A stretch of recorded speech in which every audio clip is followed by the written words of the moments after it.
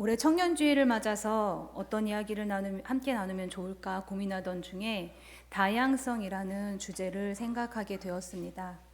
이 주제를 생각하게 된 것은 단순한 이유였습니다. 지금의 우리 청년들이 너무나 다양하기 때문입니다. 일단 모두 아시다시피 우리 청년들은 나이가 아주 다양합니다. 몇 살부터 몇 살까지가 청년이다라고 규정하기가 어렵습니다. 성격도 성향도 다양하고 관심사나 사회적 문제들에 대한 생각도 사실은 다양합니다. 심지어는 일상을 살아가는 방식도 생활 패턴도 모두 다릅니다.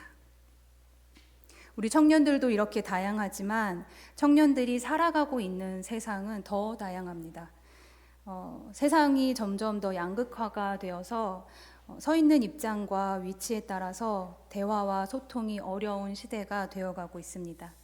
젠더 갈등, 세대 갈등, 빈부격차, 정치적 양극화 등의 문제들이 공기처럼 가득 차 있는 시대를 살면서 청년들은 자신의 정체성을 고민하거나 삶의 방식들을 결정하는 데에 어려움을 겪습니다.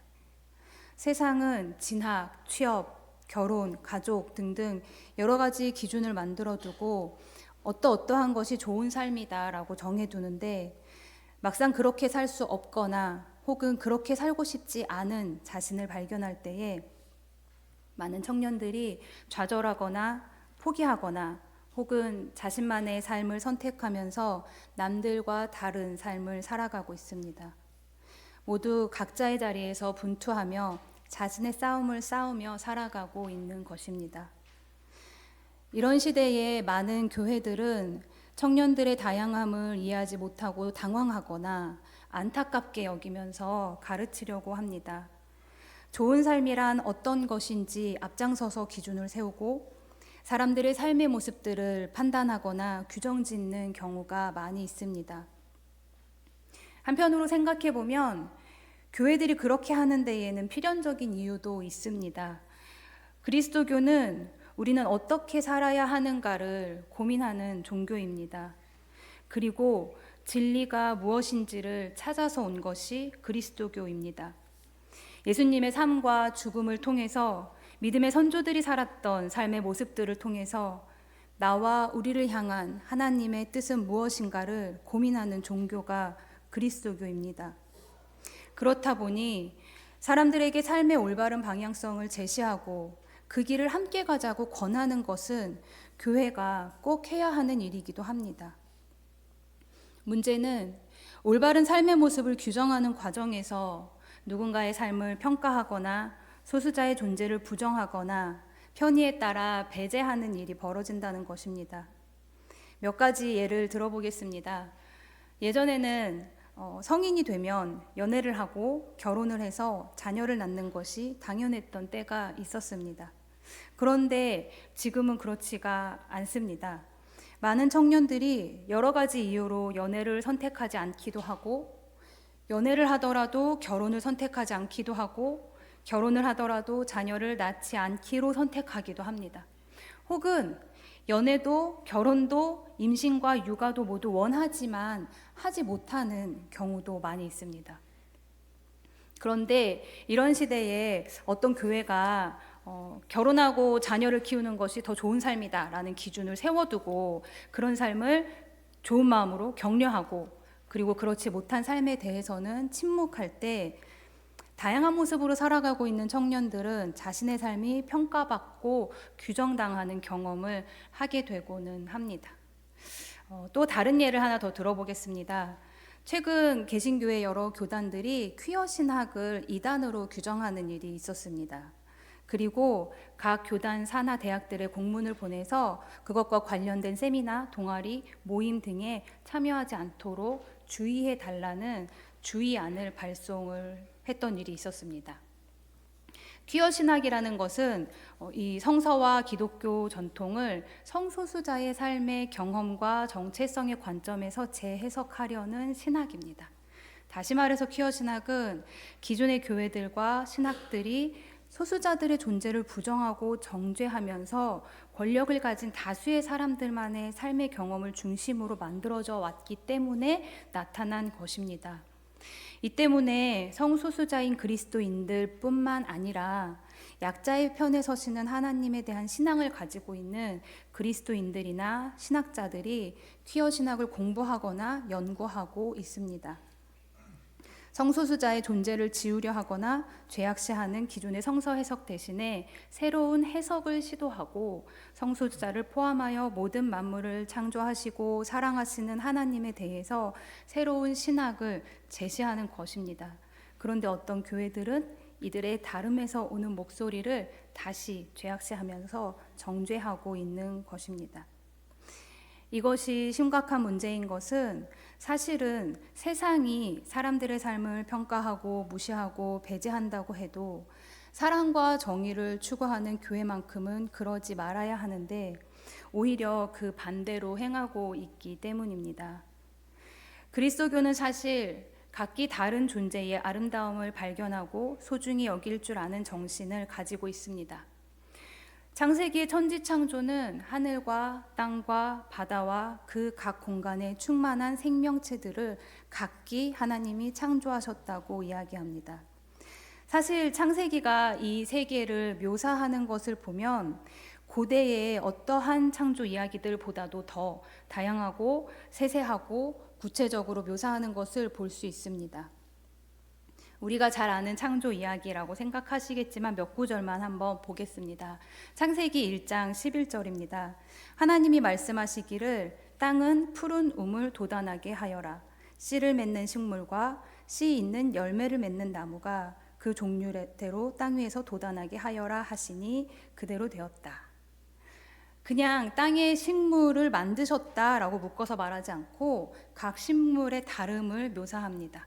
동물들에 대한 묘사도 그렇습니다. 창세기 1장 21절과 25절을 제가 읽어보겠습니다. 하나님이 커다란 바다 짐승들과 물에서 번성하는 움직이는 모든 생물을 그 종류대로 창조하시고 날개 달린 모든 새를 그 종류대로 창조하셨다. 하나님 보시기에 좋았다. 하나님이 들짐승을 그 종류대로, 집짐승도 그 종류대로, 들에 사는 모든 길짐승도 그 종류대로 만드셨다. 하나님 보시기에 좋았다. 그저 창조주 하나님에 대해서만 말하고 싶었다면 이렇게 다양한 종류의 동물들을 따로 적고 그 종류대로 만드셨다는 말을 반복할 필요가 없었을 텐데 창세기는 이렇게 적고 있는 것입니다. 이 구약 성서가 이 세계의 다양함을 보여주는 또 하나의 대표적인 구절은 욥기에 있습니다. 시간이 없어서 모두 읽어보지는 않겠지만 욥기의 결론 부분인 38장 이하에 하나님이 욥에게 나타나서 이 세계에 대한 질문을 쏟아놓는 장면이 나오는데요. 이거 이상하다 싶을 정도로 다양한 동물들이 거기에 등장을 합니다. 제가 동물들의 이름들만 적어왔는데요. 읽어보겠습니다. 욥기의 38장에서 40장까지에 나오는 동물들의 이름입니다. 따오기, 수탉, 사자, 까마귀, 염소, 들사슴, 들나귀, 날쌘나귀, 들소, 타조, 말, 매, 독수리, 하마, 악어 등등. 이 다른 나라 말인 번역어로 다 담을 수 없을 정도로 많은 동물들의 각기 다른 모습들을 그것도 아주 상세하게 묘사를 합니다. 이것이 우리가 가진 성서가 이 세계를 보는 눈입니다. 세상에는 너무나 많은 종류의 생명체들이 각기 다른 모습으로 살고 있고 그 모든 존재는 하나님이 지으신 그 모습 그대로 존귀하고 신비로운 존재들이라는 것입니다. 그런데 구약 성서는 이렇게 세계의 다양함을 볼 줄 아는 눈을 가지고 있지만 구약 성서 속에 이스라엘 백성들은 그렇지가 못했습니다. 그들은 누가 우리에 속하는지, 누가 우리에 속하지 않는지를 끊임없이 구분하고 분리했습니다. 오늘 본문으로 읽은 이사야 56장은 누가 하나님의 백성인가? 라는 질문에 대해 여러 편협한 주장들이 있었던 시대에 쓰여진 글입니다. 56장 3절을 한번 보시겠습니다. 이 본문을 보시면 당시에 이방 사람과 고자에 대한 차별이 있었음을 알 수 있습니다. 이방 사람이라도 나를 당신의 백성과 차별하신다라고 말하지 못하게 하라라고 이야기를 하죠.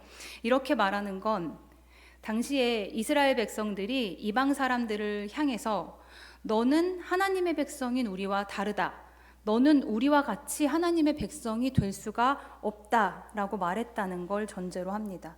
고자에 대해서는 어떤가요? 마른 장작으로 비유를 하면서 비하하고 무시하는 인식들이 공공연하게 있었음을 알 수 있습니다. 이 시기에 이방인에 대한 차별과 배제가 얼마나 심각했는지를 알 수 있는 이야기가 성서에 많이 있는데요. 대표적인 것이 에스라 느헤미야서에 기록된 이방인 아내를 내쫓는 이야기입니다. 이게 그 당시에 사회적으로 얼마나 첨예한 문제였는지를 살펴보기 위해서 한 장면을 같이 보겠습니다. 에스라에 있는 장면인데요. 이야기 장면이다 생각하고 한번 들어보시면 좋을 것 같습니다. 드디어 에스라 제사장이 나서서 그들에게 말하였다. 여러분은 이방 여자들과 결혼하였으므로 배신자가 되었습니다. 그것 때문에 이스라엘의 죄가 더욱 커졌습니다.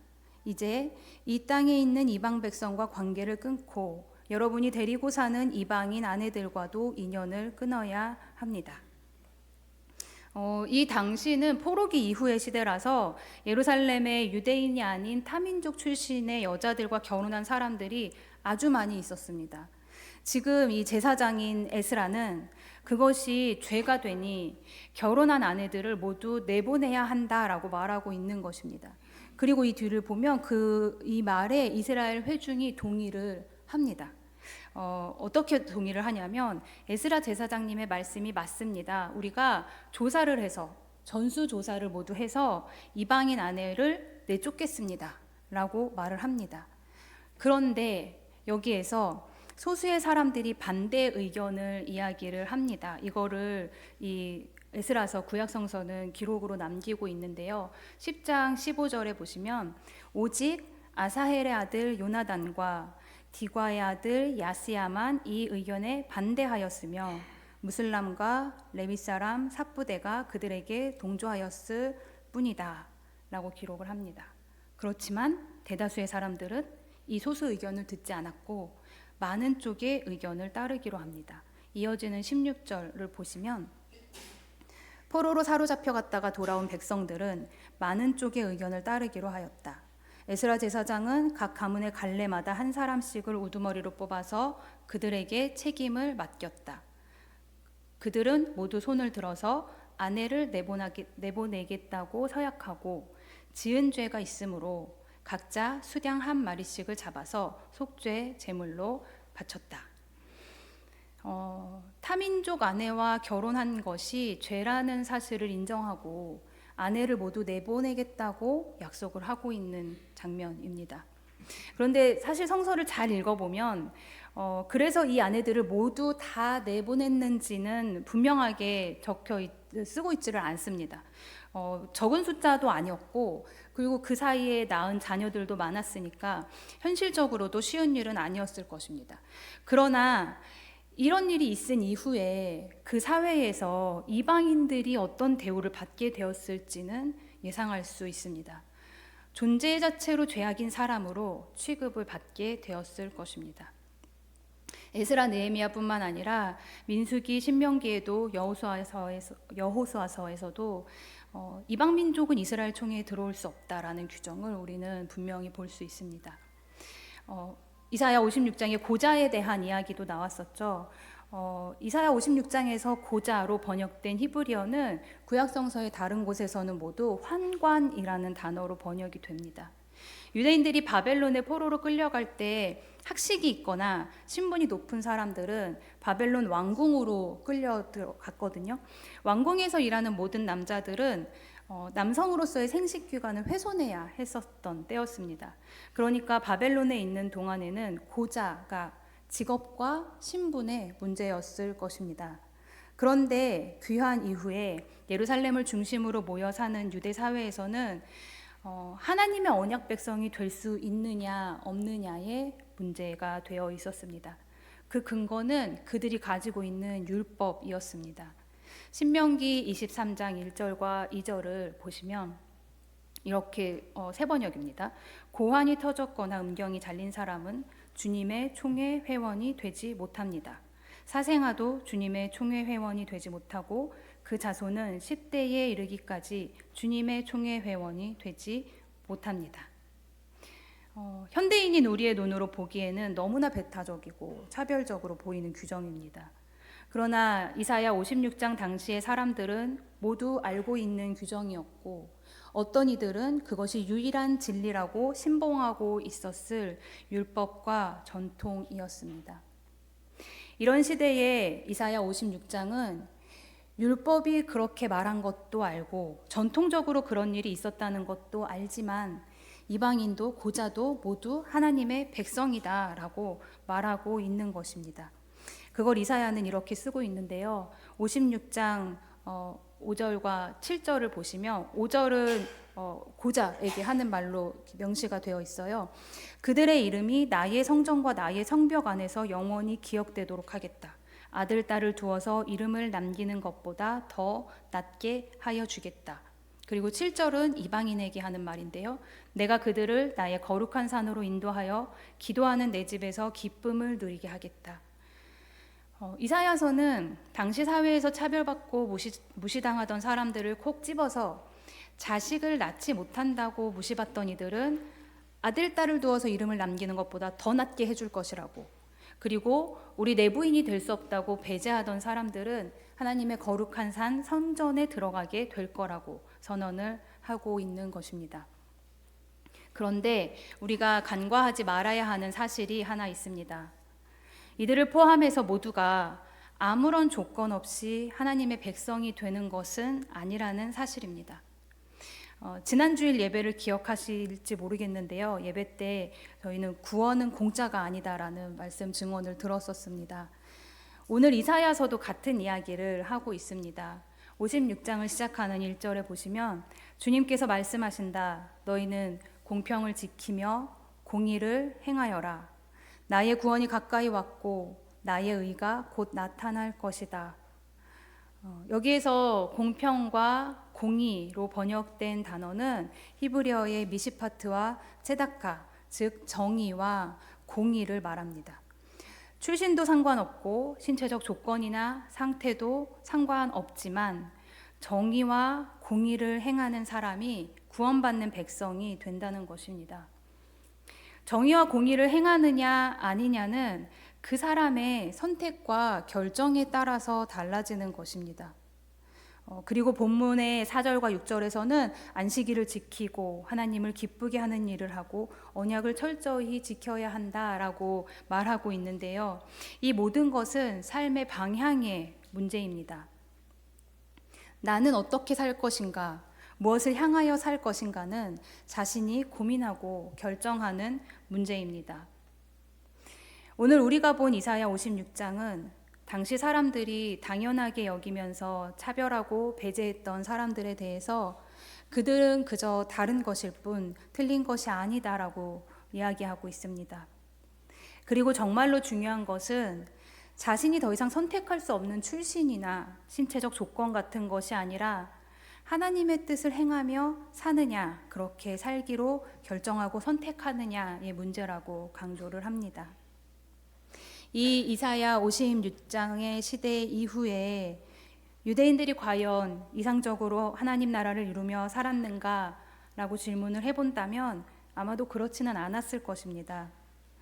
우리가 본받아야 하는 것은 성서 속의 이스라엘 백성들이 아닙니다. 이 성서의 다양한 이야기들 속에서 하나님을 믿는다는 것이 무엇인가에 대한 고민의 흔적을 발견하고 그 이야기들이 가리키는 삶의 방향을 발견해 나가야 합니다. 그리고 우리의 삶의 방향을 결정해야 합니다. 오늘 말씀 증언을 마치고 나면 영상을 하나 함께 보려고 합니다. 나는 네모입니다. 네모는 빈칸이죠. 라는 제목의 영상인데요. 우리 청년분들이 각자 자기를 소개하는 글을 한 문장씩 써서 만든 영상입니다. 이 작업을 통해서 먼저는 자신의 남다름에 대해서 생각해 보고 싶었고, 그리고 서로의 다름에 대해서 생각해 보고 싶었습니다. 그런데 이게 쉽지는 않았습니다.